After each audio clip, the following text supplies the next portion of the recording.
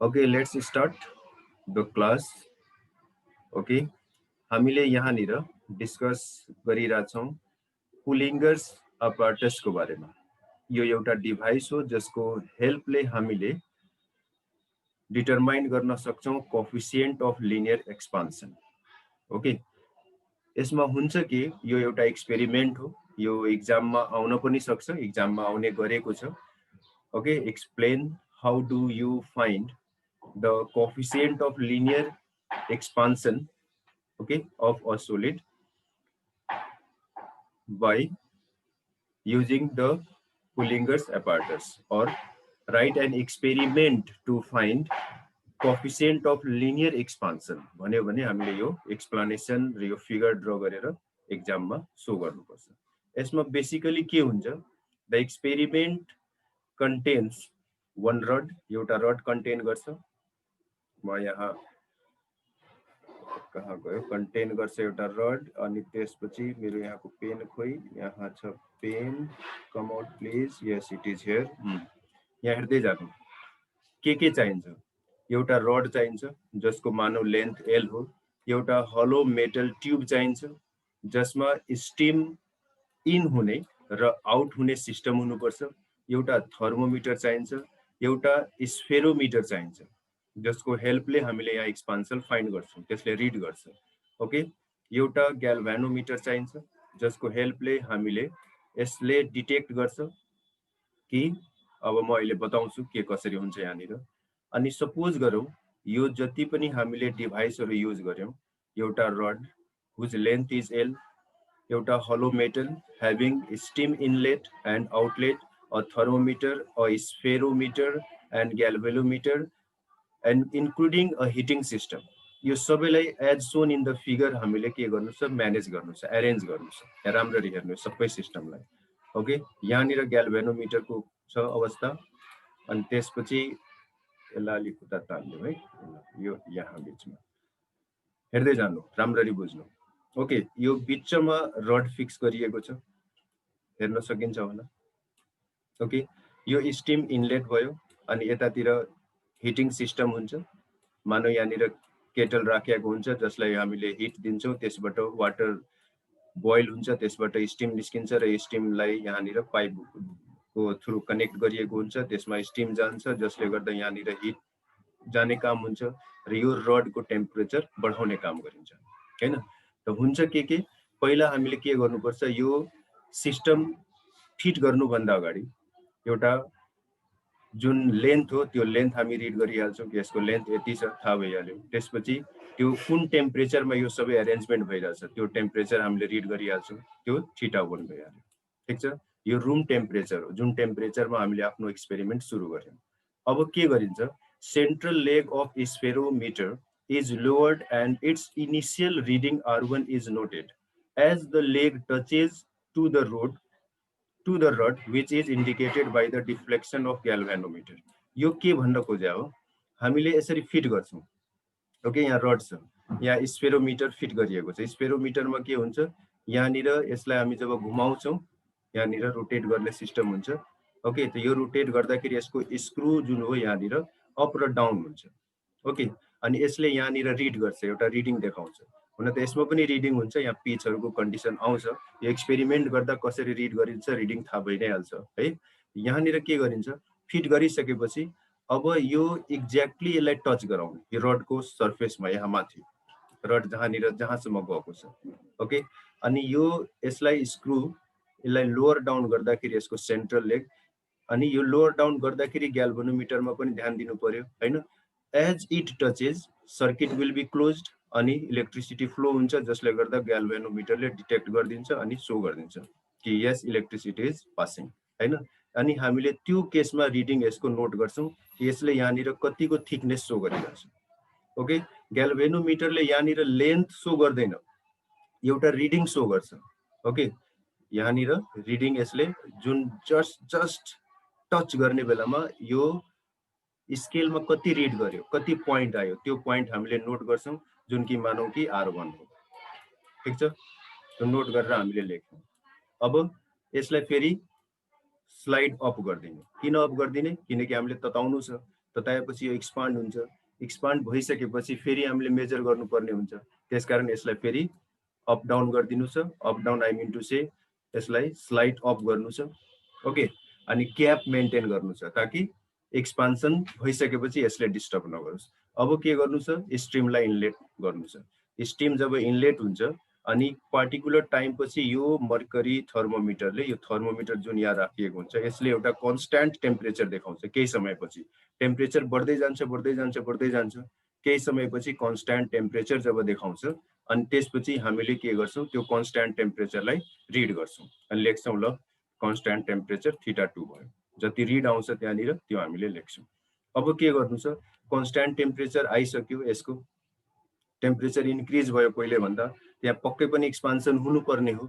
अब एक्सपान्सन कति भयो, त्यहाँ त ग्याप राखिएको छ। अब फेरि यसलाई लोअर डाउन गर्ने, यसलाई फेरि तल घुमाउने, ओके। स्फेरोमिटरलाई तल घुमाउँदाखेरि के हुन्छ, पहिले अलि ज्यादा तल गएको थियो, अब अलिक कम तल जान्छ हैन, किन एक्सपान्ड भएको छ, यो रड त माथिसम्म गएको छ। त्यसले गर्दा अब यसले एउटा पार्टिकुलर रिड देखाउँछ, ओके। पार्टिकुलर रिड देखाउँछ। सपोज अब यो केसमा यसले R2 डिनोट गर्यो, यहाँनिर हामीले R2 लेख्यौँ, ओके। यो R2 फेरि धेरै कस्नु भएन, कस्यो भने फेरि यो त यसलाई पुश गर्ने काम गर्छ। हामीले यो ग्याल्भेनोमिटरको मेन युज किन गर्छौँ, जस्ट टच हुने बित्तिकै यसले सर्किट क्लोज गर्छ, यहाँनिर फ्लो देखाउँछ अनि हामीले थाहा पाउँछ कि अब यो टच भइसक्यो, यानि कि अब पहिलेको रिडिङ R1 थियो, अबको रिडिङ R1, पहिलेको रिडिङ R1 थियो, अबको रिडिङ R2 छ। अब डिफरेन्स त पक्कै हुन्छ। अब त्यसलाई हामीले यहाँ लेख्छौँ। अब यसपछि के बुझिन्छ यहाँनिर, अब यो सब एक्सपेरिमेन्ट कम्प्लिट भयो। चेन्ज इन टेम्परेचर कति भयो, θ2 माइनस θ1। चेन्ज इन लेन्थ यो भयो, यो अलि राम्ररी बुझ्नु। ओरिजिनल लेन्थ त L छ, तर फेरि हामीले R2 माइनस R1 किन लेखिरहेछौँ, यो ओरिजिनल लेन्थ आफ्नो ठाउँमा छँदैछ, ओके। हामीले के गर्यौँ, यहाँनिर सुरुमा एउटा रिड गर्यौँ, ओके। त्यसले मानौ जस्तो यसले थिकनेस मेजर गर्ने हो, ओके। स्फेरोमिटरले थिकनेस पनि मेजर गर्छ। त बाइ द वे यहाँसम्म यसले यस्तो यो भयो सर्फेस यहाँसम्म, अनि यहाँनिर ग्याल्भेनोमिटरको यो सेन्ट्रल लेग आउँदाखेरि यहाँनिर जब टच गर्यो यो थिकनेसलाई त्यसले इन्डिकेट गरिदियो, यो कत्रो छ भनेर। त्यो हामीले R1 लेख्यौँ। अब पछि फेरि यसलाई माथि सार्यौँ, त्यसपछि यो लिनियरली एक्सपान्ड भइसकेपछि, लिनियर एक्सपान्सन भइसकेपछि अब त यो यहाँसम्म गयो, त फेरि हामीले यसलाई मेजर गर्यौँ। त अब यसपालि के भयो, त्यसको लेग यहाँसम्म मात्र गयो है, यो माथिसम्म, हो कि हैन। त यो R2 यहाँ सो गर्छ। त यसले कति बढ्यो भन्ने कुरा त देखायो नि, हो कि हैन। कति बढ्यो, ओरिजिनल लेन्थ कति, ओरिजिनल लेन्थ L हो, ओके। त यो L भनेको त दुईटैमा इन्क्लुड भएकै छ। इनफ्याक्ट के हो, यो R2 प्लस L हो अनि यो R1 प्लस L हो, अनि माइनस गर्दाखेरि L कटेको हुन्छ। सिम्पली हामीलाई त चाहिएको छ कति बढ्यो, okay. Final reading minus initial reading is equal to in fact expansion, कति एक्सपान्ड भएको हो। त्यो expand per unit length, per unit temperature जब हामी क्याल्कुलेट गर्छौँ यो फर्मुलाको हेल्पले, जुन न्युमेरिकल भ्यालु हामीले फाइन्ड गर्छौँ त्यो भइहाल्छ coefficient of linear expansion. This is the experiment by which we can determine coefficient of linear expansion of a given rod, okay, and the method is known as Pullinger's apparatus method, okay. Hope you understood. अब के सोध्नु छ भने सोधा। अब यसपछि हामीले तीनटै expansion जुन पढिसकेका छौँ, linear expansion, superficial expansion, cubical expansion, तीनटा एक्सपान्सन्स हामीले डिस्कस गरेका छौँ हैन। तिनीहरूको जुन कोएफिसिएन्ट छ, तिनीहरूको बीचमा रिलेसन के छ त्यो डिराइभ गर्न गइरहेको छौँ। And that derivation is also very very very important derivation. एकचोटि सबै कुरा राम्ररी नोट डाउन गरिहाल्नु, बुझिहाल्नु। हामीले पढेको छौँ change in length is equal to alpha original length, अब L1 लेखे हुन्छ, L लेखे पनि हुन्छ, इन्टु डेल्टा थीटा। थाहा छ सबैलाई यो कुरा। अनि यहाँनिर final length is equal to L1 1 plus alpha delta theta, okay. Delta theta मतलब चेन्ज इन टेम्परेचर, बुझिराख्नु डेल्टा एल को मतलब चेंज इन लेंथ यो हो के यो हो L1 प्लस डेल्टा एल अनि यो L1 प्लस डेल्टा एल को L1 कमन आयो अनि अल्फा डेल्टा थीटा यहाँ बस्यो सेकेन्ड में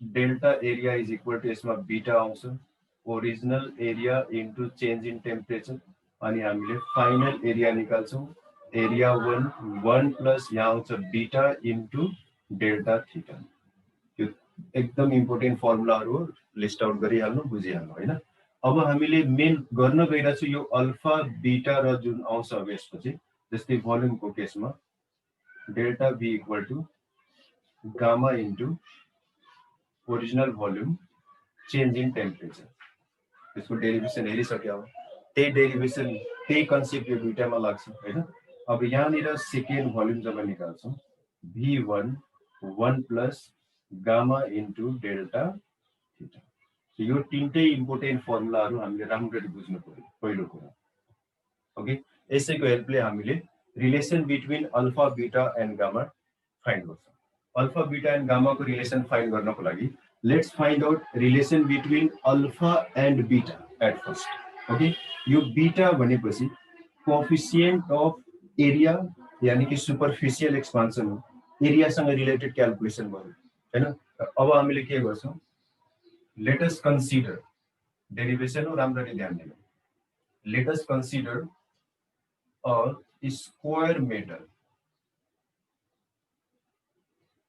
square metal whose length is L1 ठीक छ अब यो L1 लेन्थ भएको एउटा स्क्वायर मेटल यहाँनिर एरिया कति भइहाल्छ L1 स्क्वायर ओके यो कुन बेला छ एट थीटा 1 यो टेम्परेचरमा अब यसलाई हिट गर्ने काम भयो हिट गर्ने काम भएपछि यसमा इन्क्रिमेन्ट त हुन्छ पक्कै पनि ओके न इन्क्रिमेन्ट हुन्छ यहाँ L1 प्लस डेल्टा एल यहाँ पनि त्यही हुन्छ अब सेकेन्ड एरिया आउँछ यहाँ L2 स्क्वायर आउँछ एट थीटा ठीक छ अब यहाँनिर एक्सप्लेन गर्नु पर्यो whose length is L1 at theta 1 now let the side becomes L2 on heating at theta 2 okay यसलाई हिट गरेर जब थीटा 2 पुर्याइन्छ तब यसको साइड इन्क्रिज भएर L2 भइहाल्यो ओके यो L2 हो L1 मा डेल्टा L इन्क्रिज भयो L1 मतलब लेन्थ मा इन्क्रिमेन्ट केही भयो L2 भइहाल्यो अब नयाँ यो ठीक छ अब यहाँ we know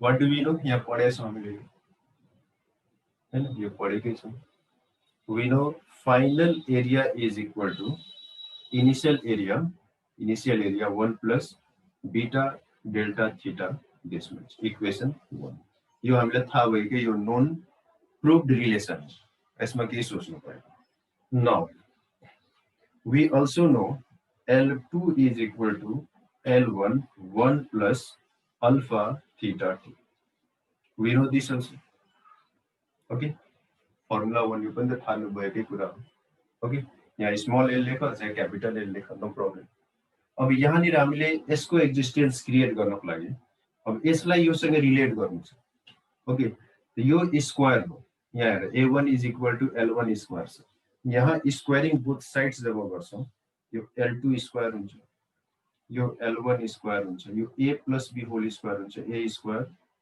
2AB plus B square alpha को स्क्वायर अनि डेल्टा थीटा को स्क्वायर फिर डेल्टा स्क्वायर मा लेख्नु delta theta is a single term alpha into delta theta को मतलब थीटा 2 माइनस थीटा 1 यहाँसम्म अब यसमा हामीले के बुझ्नु पर्छ मेन यो L2 स्क्वायर भनेको त यो A2 हैन L2 स्क्वायर भनेको A2 हामीले A2 लेख्न सक्छौं A2 म्याच भयो L1 स्क्वायर भनेको A1 हो हामीले a1 लेख्न सक्छौं यो 1 + 2 अल्फा इन्टु यो लेख्न सक्छौं अब यहाँनिर हामीले के लेख्छौं rejecting alpha square delta theta square as it is too small अब यो नियरली इक्वल टू 0 हुन्छ ठीक छ किन हुन्छ अब अल्फा को भ्यालु त आफै एकदम कम हुन्छ जस्तै अब ब्रास हो भने अल्फा को value 2.0 into 10 to the power अब -15 कि -517 के हुन्छ अब यसको पनि स्क्वायर गरिन्छ यो आफै कति धेरै भयो हैन एकदम 0.00000 आउन थाल्छ 0.0000001 यस्तो टाइपको लाई हामीले के गर्छौं यहाँनिर रिजेक्ट गर्दिन्छौं एकदम स्मल भयो we can neglect it so rejecting this part because numerically it is very small so it does not affect the calculation या यति भयो अब यो भयो इक्वेसन 2 ध्यान दिएर आसम्म एकदम राम्ररी बुझ यो भयो इक्वेसन 2 अब इक्वेसन 1 र इक्वेसन 2 लाई हेरौं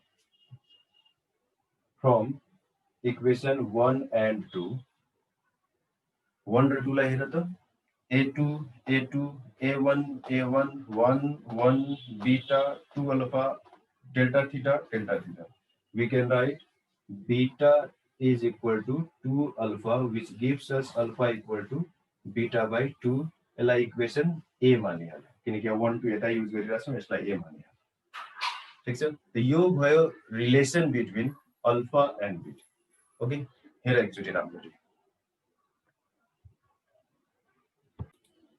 ओके लेट्स कन्टिन्यू अब यो दुईटाको त रिलेसन हामीले फाइन्ड गर्यौं अब यो चाहियो नि गामा अल्फा र गामालाई हामीले रिलेट गर्छौं र तीनटैबाट दुईटा इक्वेसन ए छ अर्को आउँछ दुईटालाई कम्पेयर गर्छौं अब त्यहाँनिर एउटा नयाँ relation derive let's consider again let us consider a metal cube with length L1 at theta 1 okay now let its sides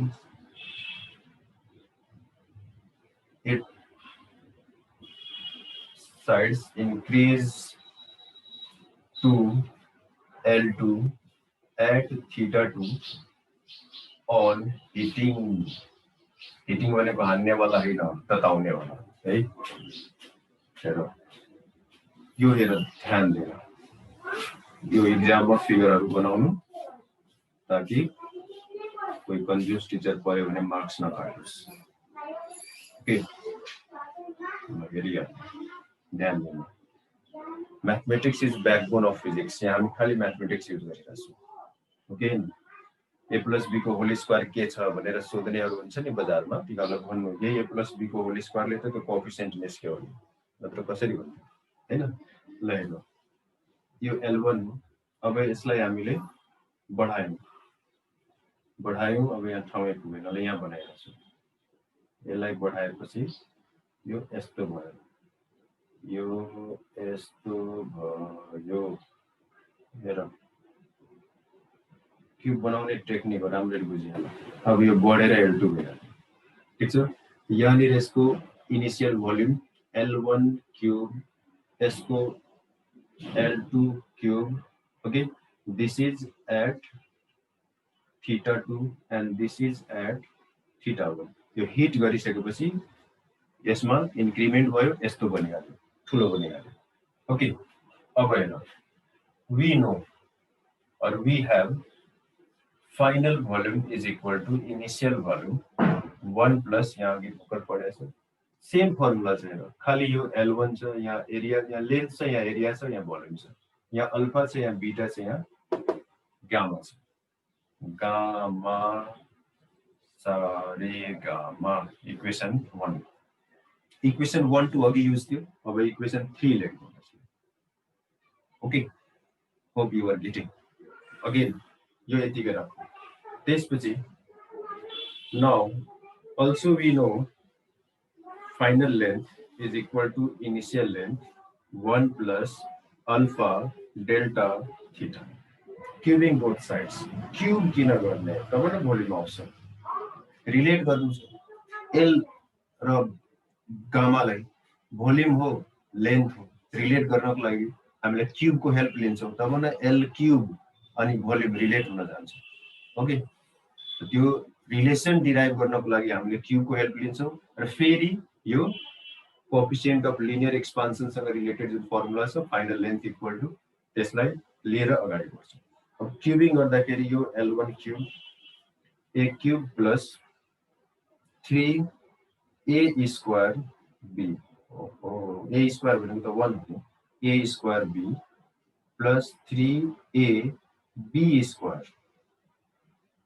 plus b cube यसको पनि क्यूब अनि यसको पनि क्यूब झन् कति सानो हो है अब यो हेर therefore this is final volume L cube final volume initial volume 1 plus 3 alpha this much equation 4 अब यहाँ हमले के लेख्छौं neglecting or rejecting this and this as they are too small धेरै स्मल भयो र स्क्वायर छ यो पनि स्क्वायर छ यो पनि स्क्वायर छ त्यसलाई 3 ले मल्टिप्लाई गरेको 0.0000001 लेखेर के फाइदा नलेखेर के फाइदा हटाइदिनु अब from 3 and 4 from 3 and 4 we get